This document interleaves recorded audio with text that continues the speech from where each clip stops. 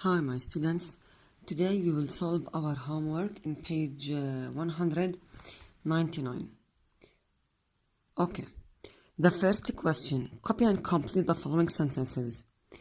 The formula of a molecule tells us how many atoms of each kind are in a molecule. For example, the formula of water is H2O, which means that 2 hydrogen atoms are joined to 1 oxygen atom. The formula of a compound can be worked out using valences. Now, question number 2. Which elements do the following compounds contain? Nitrogen dioxide. The elements are nitrogen, dioxide means oxygen, so the elements are nitrogen and oxygen. Calcium chloride, calcium and chlorine. Lead sulfide, lead and sulfur. Iron 3 here the valency of iron, because I told you that iron is a transition element which has more than one valency. So iron 3 bromide, iron plus bromine. As you see here, nitrogen and oxygen, calcium and chlorine, lead and sulfur, iron and bromine. Now, question number 3. Write the formula of the following compounds. Potassium chloride. So the first one, potassium chloride. The valency of potassium is +1, as I told you before. You must memorize it. Chloride is -1, so they will cancel each other, so the answer is KCl. Aluminum iodide. The valency of aluminum is +3. Iodine is -1, so cross them. You will get Ali3. Potassium oxide. K +1, O -2 again. Cross multiplication, you will get K2O. Calcium sulfide. Ca +2 with sulfur -2, so they will cancel each other to get CaS. Iron 2 oxide. Fe +2 with O -2. Why we choose +2? Because I told you here the valency of iron is 2. So they will cancel each other because +2 and -2 are the same to get FeO. Aluminum sulfide. Al +3, sulfide -2. Cross them to get Al2S3. Copper bromide. The copper is +2. The valency of the copper is +2. Sometimes it's +1, but mainly it's +2. So if I did not write anything here, 1 or 2, choose 2. Bromide, which is bromine, which is in group number 7, cross them again to get CuBr2. Zinc chloride, again, the valency of zinc is +2. If I want to tell you, or if I want another valency, I have to write here. So if I want, for example, zinc 1, the valency of zinc is 1, so I have to write between brackets 1, as I wrote here in iron. So if I want a specific valency for the transition element, I have to write it between brackets. If I don't, like copper and zinc here, we don't write anything, so assume that it's 2. So zinc is +2, chlorine is -1, cross them to get ZnCl2. Sodium nitride. Sodium is +1, nitrogen is -3, cross them to get Na3N. Hydrogen sulfide. Hydrogen is 1. Sometimes the valency of hydrogen is +1. It depends if it's at the beginning of the compound or at the end of the compound. Here hydrogen is at the beginning of the compound. This is the first element of this compound, so its valency is +1. Sulfur, even if it's metal, even if it's non-metal, but the valence is +1 because here it's coming at the first. Sulfur is -2, cross them to get H2S.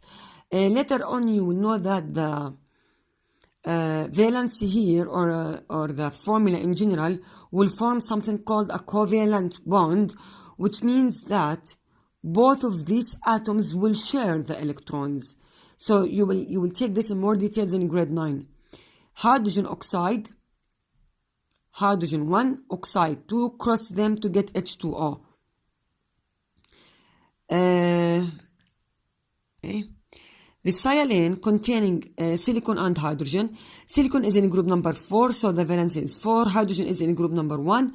Cross them to get SiH4. Actually, the charges are not important when I want to solve the questions for the valencies, but here I wrote the charges just to remind you which one is metal, which one is non-metal. But if you write Ca2 and S2 and cross them, and then write CAS without writing the charges positive and negative, it's already correct.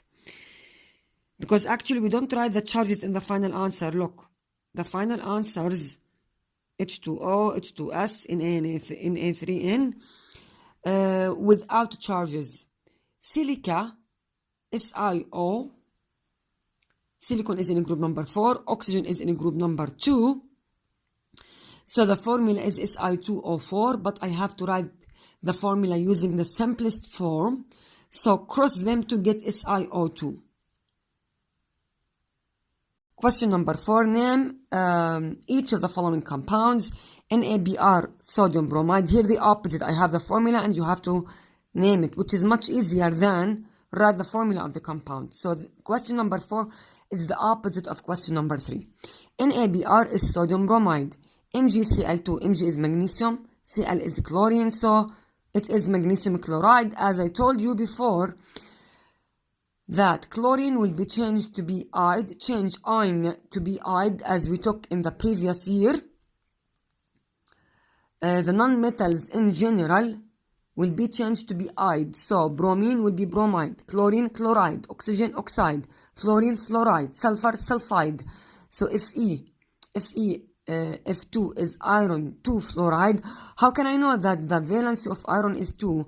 Because if I want to return the formula as it was,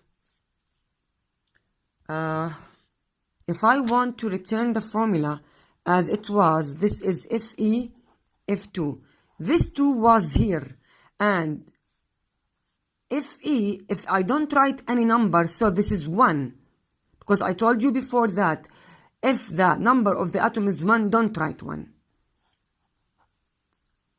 So this is 1. If I want to recheck it, fluorine is in group number 7, so the valency must be 1. Cross it to get Fe2. So the valency of iron is 2. That's why I wrote here 2. The same thing with copper. Copper sulfide, Cus. Sulfur is in group number 6, so the valency must be 2. But what is the number that I have to put it here to get 1 by 1? Look, the final formula is Cus. But here sulfur is in group number 6, so the valency is 2. So here the answer must be 2 to be cancelled with each other to give us S1, Cu1 S1. So the final answer here, Cus. 1 by 1. So how can I get 1 by 1 numbers? And sulfur is in group number 6, so the valency is 2. So the valency of copper must be 2 to be cancelled with the valency of sulfur to give us 1 to 1.